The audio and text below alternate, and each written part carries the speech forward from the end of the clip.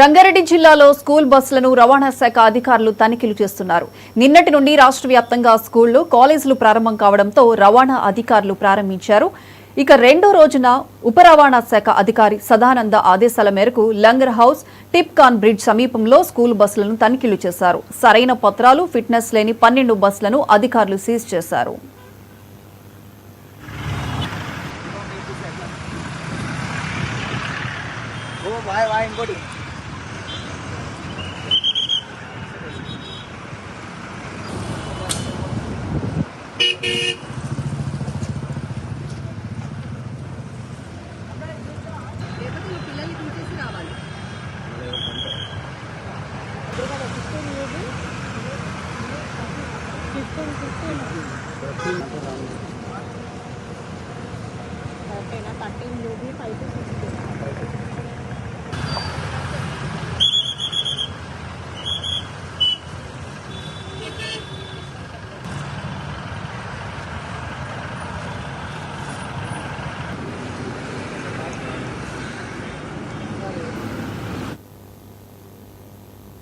కాడెద్దులకు కట్టిన